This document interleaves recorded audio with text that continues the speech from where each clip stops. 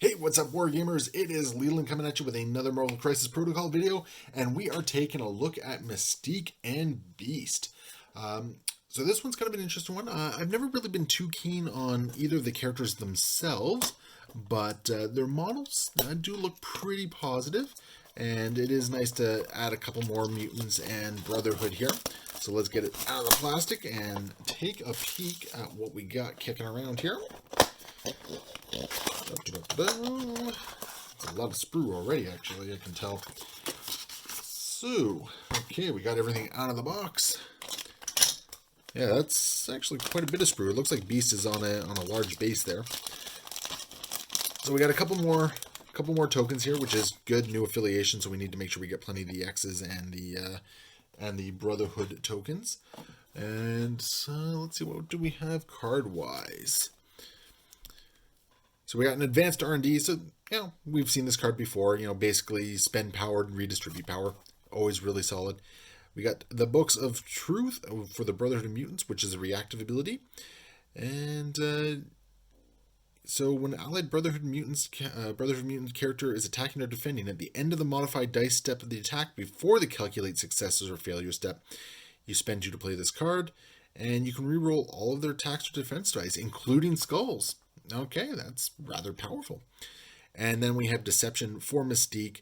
It is within range 4. If there are no non-dazed enemy characters within range 2, you may advance the chosen character its speed towards this character. So basically, you can trick an enemy unit to move a little bit closer, get Mystique and everyone into position there. So as far as the cards go, we got ourselves a Beast with his stamina of 6, is threat of 3. 4, 2, and 3 for defenses. His strike is pretty much a strike. He's got the ambush, so he can be placed within one of the target character on a wild. Nothing wrong with that.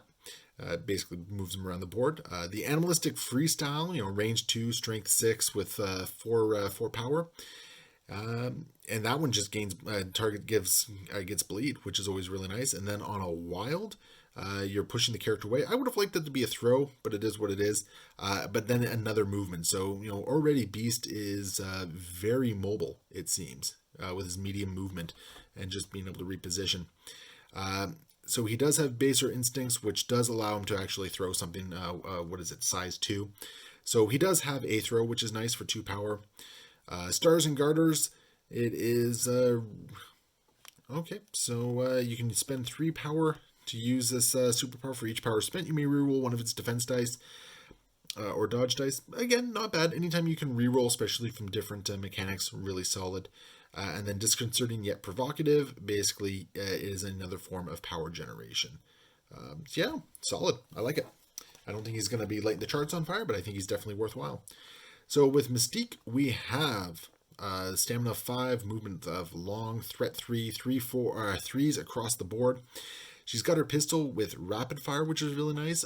She's got consistent power gain as well. She just gains 1 power. Unlike a lot of other strikes where you gain power equal to damage dealt, this one is a consistent 1 power. So even if they block everything, you're still getting a little bit off it. Got Espionage, so you can throw stun on them before damage is dealt, and stun's really solid. It keeps power generation to a minimum. It's only range 2 though, so you're not getting it off from far away, but with 6 dice and 3 power, you're going to be able to get that attack in. And she is a leader of the Brotherhood of Mutants. So yeah, it looks like she has some shenanigans that she can play with Extract here. So once per turn after an allied character interacts with an extract objective token, the allied character gains 1 power. All right, so you interact, you lose power, you gain a power back. Okay. And in addition to that, you can interact with it, place a token on the objective token. While this token is in play, you are securing the objective. Okay. So it looks like it is it's a way of securing an objective and being able to walk away from it. That's actually quite good as well, because that means you can secure something in your backfield and just keep walking. Expert Sabotage. That is, we've seen that similar to Punisher's ability and Green Goblin's ability. Basically, she can blow up a piece of terrain and cause some damage to everything around it for 3 power. Martial Artist, we've seen that one as well. If you're within range 2, you're adding blanks to your defense rolls against physical and energy. And Shapeshifter, So enemy characters cannot use reactive superpowers or team tactic cards. That's really cool. I don't think we've seen one like that. I like that a lot. And then stealth, she can't be targeted outside of 3. So really solid card. I actually really like Mystique. I hadn't really looked into a lot of what she offers before now, but I like it a lot. And it looks like her model is super easy to build. There is nothing there. I like the little Xavier emblem there. So yeah, Mystique looks very simple to build. No small pieces to worry about. I like the torso. That is the 2 just solid pieces there. Legs very easy. Yeah, so Mystique is going to be quite easy to put together there. And then Beast is going to be using a little bit of scaffolding here. And once again, he looks pretty easy as well. I love that they've moved away from a lot of the really small pieces.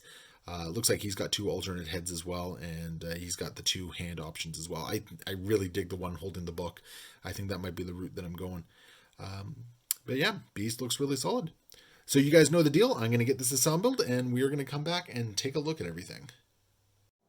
And we are back with Beast and Mystique, painted up to a tabletop standard. Beast a little bit more than Mystique, but anyway, we're going to take a quick look at them. Mystique, we're going to look at Mystique first here, just because, and let me just get it to focus here.